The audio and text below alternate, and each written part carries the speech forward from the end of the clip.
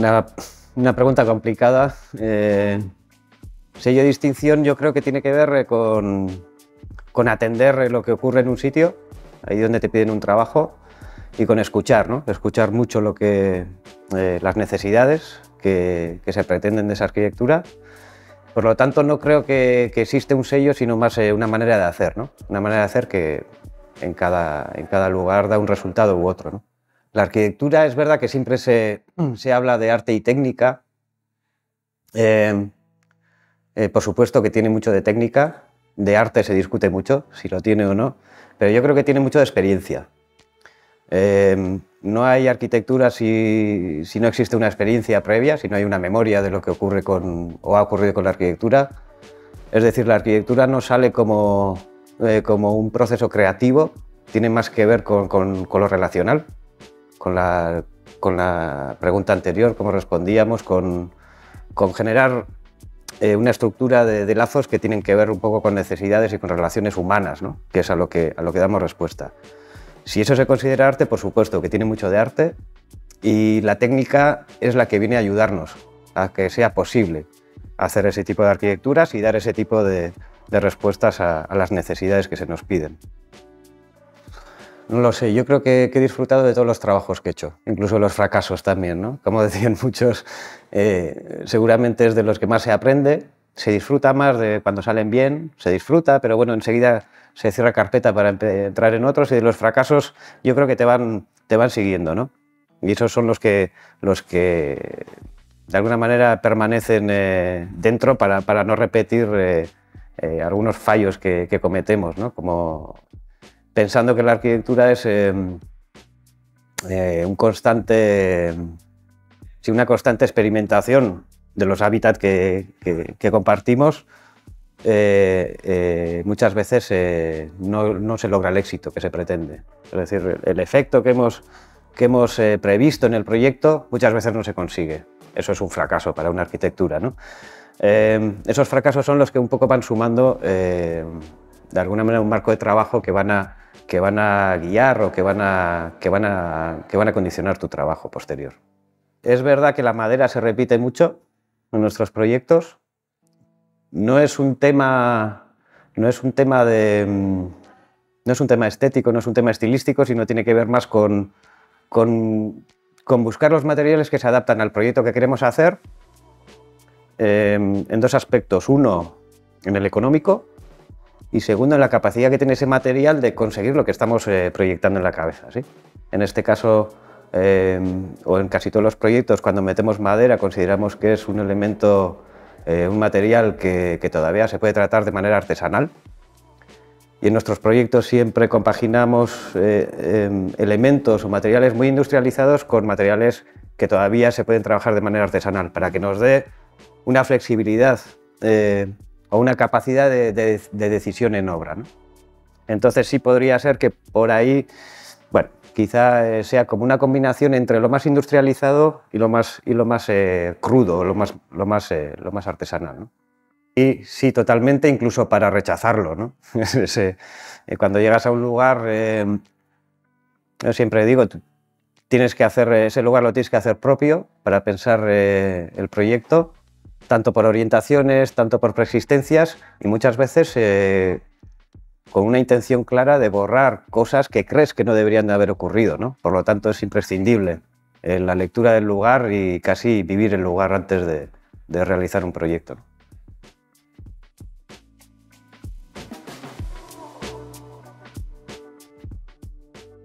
Bueno, pues sí, sorpresa, la mayor sorpresa o la mayor alegría fue la obtención del premio de la Bienal de Arquitectura y Urbanismo Española en su 15ª edición, creo.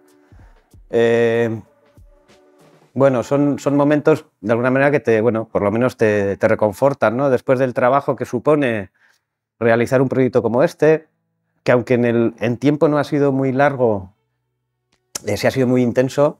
Es verdad que de alguna manera confirma que, bueno, alguien de fuera, o un tribunal o un jurado de fuera, está confirmando que lo que haces tiene un valor, ¿no? No va más allá realmente, es más, bueno, casi algo anímico, ¿no? Es verdad que bueno, no lo esperábamos. Cuando estos premios tienen como varias etapas, seleccionado, finalista, ya cuando éramos finalistas lo celebramos y bueno, y cuando ya entró entre las 20 obras premiadas, pues ya fue, pues bueno, ya nos salía la felicidad por los poros, ¿no? Pero bueno, sí, es verdad que una vez que pasa, pues de alguna manera lo que te hace es un poco la palmadita, ¿no? Venga, sigue para adelante, ¿no? Yo más que de creatividad hablo de imaginación. Y además, como me toca hablar con mis alumnos y alumnas, les digo, el proyecto no sale de una idea feliz, esperando a que venga, sino trabajando. Y trabajando se trabaja la imaginación, no la creatividad. La creatividad es algo que es un término que no me gusta, porque tiene que ver más con una idea del artista solitario, más que con la imaginación, que lo podemos hacer en colectivo, ¿no? La imaginación se entrena, al igual que jugar a fútbol, y tiene que ver con vivir experiencias, con cargar en nuestra cabeza de memoria, de cosas. Y se puede trabajar en colectivo, que es lo que ocurrió también aquí. Porque el proyecto de WECI, de la reforma del edificio que estamos de Dorleta, nace de hacer un diagnóstico compartido con toda la comunidad que vive aquí, un diagnóstico que de alguna manera determinó cuáles eran las necesidades básicas para empezar a transformar el campus.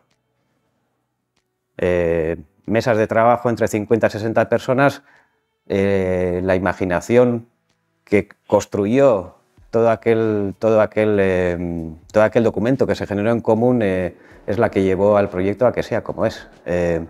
A aceptar algunas cosas que son bastante radicales en este proyecto como tales, porque eran comunes, decididas en común, y de alguna manera ir adoptando como estrategias de proyecto que venían un poco de esa imaginación que habíamos compartido, ¿no?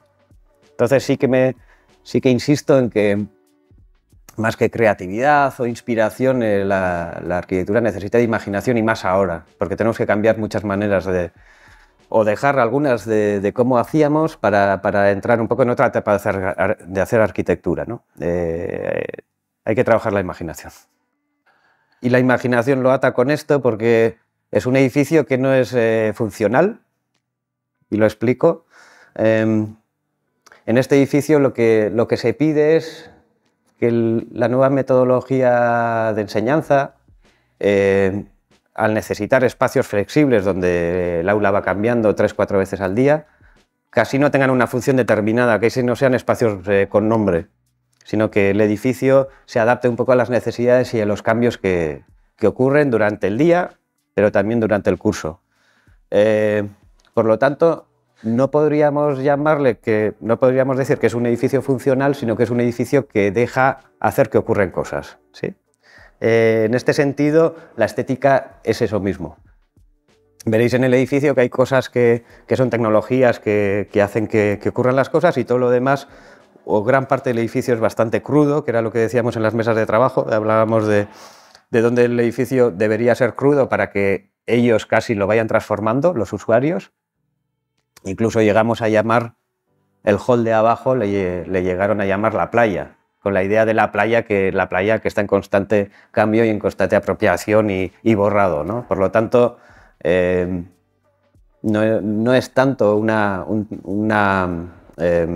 un diálogo entre la función y la estética, sino es más el trabajo de imaginación colectivo ha llevado a que la estética sea tal como es, ¿no? Tal como se ve. Yo creo que de los procesos más completos de arquitectura que he tenido. Desde el inicio no sabíamos qué necesitaba la comunidad que habitaba el campus. Entre todas y todos se decidió que la prioridad era reformar el edificio existente, el de este lado del río, no el otro, a través de una estrategia de ampliación y de sumar espacios indefinidos. Así se decía en el proceso de participación. Y por lo tanto, a partir de ahí, la arquitectura fue muy sencilla. Fue darle cabida a todo eso, hacer contrastes y luego hacer un proyecto, como decía antes, que en partes es muy poco definido y luego en otras es donde tiene la intensidad un poco de decisión de detalle que es el que nos ha llevado a la obra, también a una obra donde, si no hubiera sido por la pandemia, hubiéramos disfrutado mucho. Hemos disfrutado mucho en esta obra, pero luego nos pilló la pandemia de por medio, dificultó un poco las relaciones de la obra, pero bueno, pero yo creo que en ese sentido, completo en ese sentido, desde un inicio en el que una comunidad se da cuenta que necesita arquitectura y ahí entramos nosotros hasta que se llega a ejecutar y de la manera un poco que hemos pensado, ¿no? Entre todos. Este edificio es tan sencillo como haberle sumado esta crujía, ¿no? Al edificio que existía. De aquí para allí tenemos el edificio existente, hemos sumado esta crujía y el diseño, toda la intensidad de diseño está justo ahí. Es decir, en esa fachada teníamos que conseguir que entrara luz natural suficiente para que entrara la luz casi hasta el límite de aulas, pero protegernos del sol. Por lo tanto, veréis justo en ese margen exterior, que también casi es como un espacio intermedio entre el exterior y el edificio, es donde teníamos que diseñar a través de vegetación y a través de protecciones solares un poco todas esas condiciones que teníamos. Por lo tanto, el toldo, la protección solar textil exterior era la que nos aportaba una imagen como más abstracta del edificio cuando está cerrado, ¿no? Cuando están de alguna manera esos toldos abajo. Claro, el tejido en comparación a una persiana lo que provoca es que cuando está tendido hacia abajo genera una pantalla, casi una pantalla extensa cuando le da el sol, ¿no? Casi una pantalla, nos protege el rayo solar, pero casi hace como una pantalla de luz hacia el interior. Las aulas, siempre se evitan que las aulas tengan rayo directo de sol, tienen que tener una luz lo más neutra posible, norte, este, no necesita protección solar, pero esta crujía que le sumamos al edificio, que es casi el aula informal que decíamos, donde también van a salir a hacer trabajos pedagógicos, necesitaban que esta luz también, de alguna manera, tamizara el sol, pero también tuvieran la sensación de estar en un exterior, no en el aula, en ese aula más neutra, ¿no? Entonces sí hay un juego de trabajar un poco las luces casi desde norte a sur, un poco como una gradación, ¿no? de tipos de espacios y atmósferas que genera cada una, ¿no?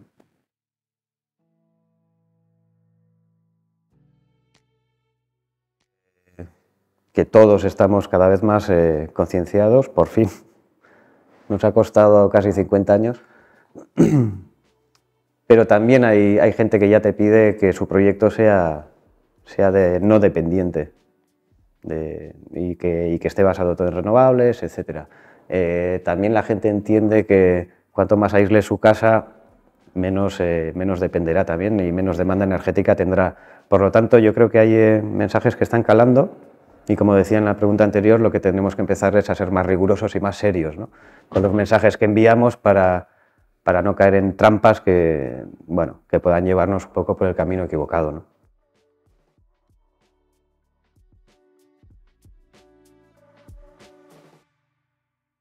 No soy un experto en domótica, pero sí creo que es una tecnología más. Es decir, yo siempre digo, las tecnologías vienen a...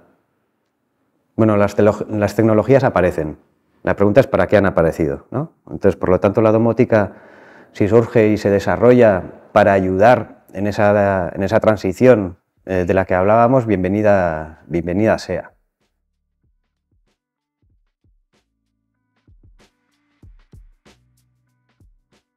Está claro, o yo lo tengo muy claro, que no es para pensar arquitectura, sino para producirla. Por lo tanto, bienvenido sea el BIM para llevar un mayor control en el proceso de producción de la arquitectura, no para pensarla. La mejor máquina o tecnología para pensar la arquitectura es esta, que es la mano, y creo que no la va a sustituir nunca ninguna otra. Cuando aparecieron las primeras herramientas digitales para proyectar, pensábamos que eran para proyectar arquitectura y eran para reproducirla. Ahora el BIM viene otra vez a hacer algo más que aquello, que es encima llevar un control más exhaustivo de esa obra, y todavía estamos pensando otra vez que el BIM proyectará arquitectura. No, la arquitectura se proyecta con esto y con esto. Eso no va a cambiar nunca.